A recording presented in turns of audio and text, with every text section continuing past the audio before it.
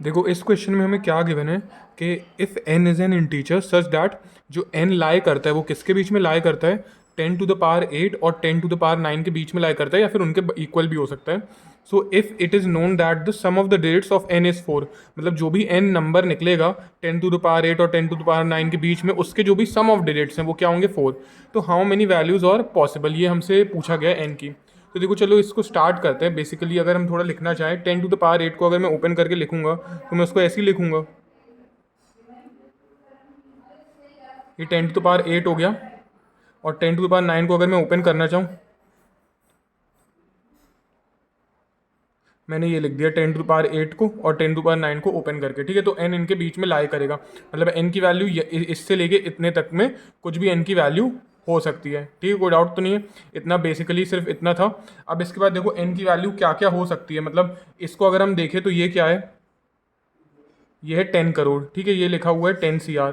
और अगर आप इसको देखो तो ये क्या है, ये है 100 करोड़, ठीक है। 100 करोड़ है इसकी वैल्यू और इसकी वैल्यू है 10 करोड़, ठीक है। तो एन की वैल्यू कहाँ से कहाँ तक लाई करेगी, एन की वैल्यू 10 करोड़ से 100 करोड़ के बीच में लाई करेगी, मतलब कितना हो जाएगी एन की वैल्यू कुछ 90 करोड़, ठीक है। 10 करोड़ से बीच के 90 करोड़ तक लाई करेगी, मतलब 10 करोड़ के बाद से 100 करोड़ के पहले तक कुछ भी उसकी वैल्यू एन की हो सकती है, इसके बराबर भी हो सकती है, ठीक है।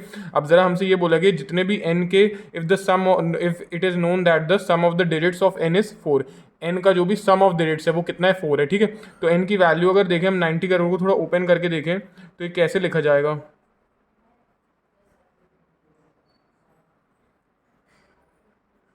90 करोड़ ये हो गया, ठीक है। ये 90 करोड़ मैं लिख दे, कितने इसमें वो आ रहे हैं डिजिट्स, 1 2 3 4 5 6 7 8 9, 9 डिजिट्स आ रहे हैं, मतलब A+B+C+D+E+F+G+H+I, ठीक है। ये 4 और ये 4 और ये 9, ठीक है। तो 9 डिजिट्स और इनका सम किसके बराबर है, 4 के बराबर है। और ऑब्वियसली एक तो 1 होना ही पड़ेगा, अगर एक भी 1 नहीं होगा तो, अगर स्टार्टिंग का तो 1 होना ही पड़ेगा। स्टार्टिंग का जो ये पूरा भी n नंबर होगा तो n की वैल्यू जैसे भी स्टार्ट होगी, पहला डेट की वैल्यू 1 तो होनी पड़ेगी, उससे बड़ी भी हो सकती है। तो इसकी वैल्यू हम क्या लिख सकते हैं, A+B+C+D+E+F+G+H+I, और इसकी वैल्यू 4 - 1 यहाँ पे 3 लिख देंगे बस। अब इसको सॉल्व कैसे करोगे, इसके वेज अब निकालने हैं। तो साइन कितने हैं एडिशन के, 1 2 3 4 5 6 7 8, 8+3 11C3 कैलकुलेट कर दो, मतलब 11 फैक्टोरियल 8 फैक्टोरियल इंटू 3 फैक्टोरियल। तो इसकी वैल्यू फर्दर कितनी आ जाएगी, 11 into 10 into 9 into 8 factorial whole divide by 8 factorial into 3 into 2। 8 factorial cancel out हो जाएगा, 3 3 ज़ा 9, 2 5 ज़ा 10, तो 5 3 ज़ा 15 इंटू 11, तो ये आ जाएगा 165 वेज। तो आपके जो हाउ मैनी वैल्यूज़ हैं इनकी पॉसिबल, तो इनकी जो पॉसिबल वैल्यूज़ हैं 165 पॉसिबल इनकी वैल्यूज़ निकल के आएंगी यहाँ से।